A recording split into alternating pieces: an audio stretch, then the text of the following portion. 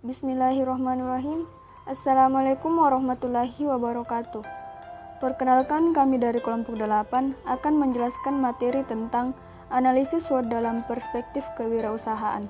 Langsung saja, untuk lebih jelasnya mari kita simak video berikut ini. Definisi SWOT. SWOT adalah singkatan dari strengths atau kekuatan, weakness atau kelemahan, opportunities atau peluang, dan threats atau ancaman, di mana SWOT ini dijadikan sebagai suatu model dalam menganalisis suatu organisasi yang berorientasi profit dan non-profit dengan tujuan utama untuk mengetahui keadaan organisasi tersebut secara lebih komprehensif. Selanjutnya yaitu analisis SWOT dan manajemen pengambilan keputusan. Ada beberapa kegunaan dengan dipergunakannya analisis SWOT dalam mendukung manajemen pengambilan keputusan, yaitu yang pertama, mampu memberikan gambaran suatu organisasi dari 4 sudut dimensi, yaitu strengths atau kekuatan, dan weakness atau kelemahan, serta opportunities atau peluang, dan threats atau kelemahan. Yang kedua, dapat dijadikan sebagai rujukan pembuatan rencana keputusan jangka panjang. Yang ketiga, mampu memberikan pemahaman kepada para stakeholders yang berkeinginan menaruh simpati bahkan bergabung dengan perusahaan dalam suatu ikatan kerjasama yang saling menguntungkan. Yang terakhir, dapat dijadikan penilai secara rutin dalam melihat progres report dari setiap keputusan yang telah dibuat. Selanjutnya yaitu tujuan penerapan SWOT di perusahaan. Penerapan SWOT pada suatu perusahaan bertujuan untuk memberikan suatu panduan agar perusahaan menjadi lebih fokus, sehingga dengan penempatan analisa SWOT tersebut nantinya dapat dijadikan sebagai bandingan pikir dari berbagai sudut pandang, baik dari segi kekuatan dan kelemahan, serta peluang dan ancaman yang mungkin bisa terjadi di masa-masa yang akan datang. Solusi keputusan dalam mengatasi penurunan nilai. Adapun solusi keputusan yang dapat diberikan yaitu 1. Melakukan kebijakan evaluasi secara menyeluruh terhadap beberapa produk yang telah diluncurkan ke pasaran. Kedua, menarik kembali produk yang diperkirakan akan terus mengalami penurunan jual. Ketiga, menciptakan penciptaan produk baru dengan model dan gaya yang berbeda, termasuk memberi nama baru pada produk, bahkan lebih jauh dengan memberi logo baru jika itu diperlukan. Keempat, mengantisipasi pasar dengan melakukan pembenahan manajemen secara lebih modern dan inspiratif guna menampung keluhan-keluhan yang timbul selama ini. Kelima, menerapkan konsep baru dalam bidang struktur modal. Keenam, melakukan training and education secara lebih profesional. 7.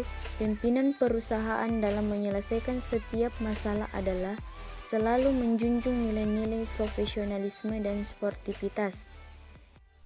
Faktor internal.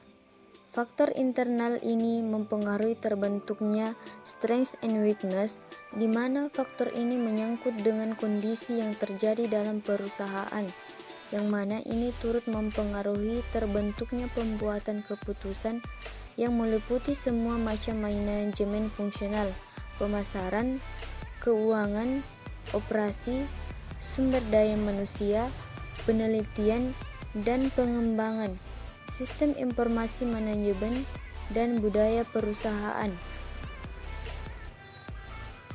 Faktor eksternal.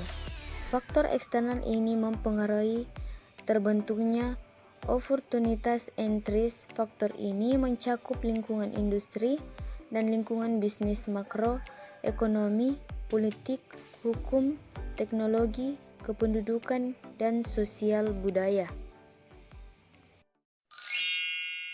Model analisis SWOT. Untuk menyusun suatu formula SWOT yang representatif adalah dengan menempatkan tahapan-tahapan berikut. Yang pertama, menyusun dan menentukan faktor-faktor strategis eksternal dan internal suatu perusahaan dengan teknik skala berikut ini. Bobot nilai 1,00 yang berarti sangat penting, 0,75 yang berarti penting, 0,50 yang berarti standar, 0,25 yang berarti tidak penting, dan 0,10 yang berarti sangat tidak penting.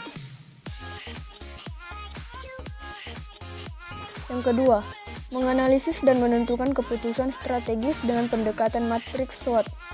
Yang pertama, kekuatan, kesempatan atau SO, artinya perusahaan menentukan strategi berdasarkan kombinasi kekuatan dan kesempatan yang bisa memanfaatkan kekuatan untuk menggunakan peluang sebaik-baiknya.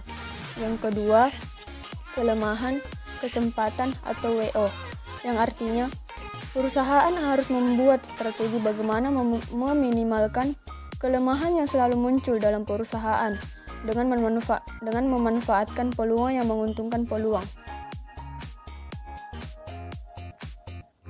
Rating nilai 5 yang berarti sangat baik, 4 yang berarti baik, 3 yang berarti netral atau standar, 2 yang berarti tidak baik, dan 1 yang berarti sangat tidak baik. Skor nilai. Untuk skor nilai dihitung dengan mempergunakan formula sebagai berikut. SN sama dengan BN kali RN, yang berarti SN yaitu skor nilai, BN yang berarti bobot nilai, RN yang berarti rating nilai.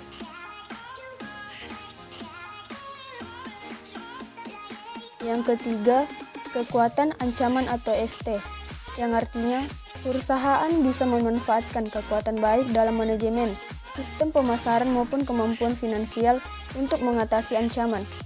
Yang terakhir, kelemahan, ancaman atau WT, yang artinya perusahaan harus meminimalkan kelemahan dan menghindari ancaman.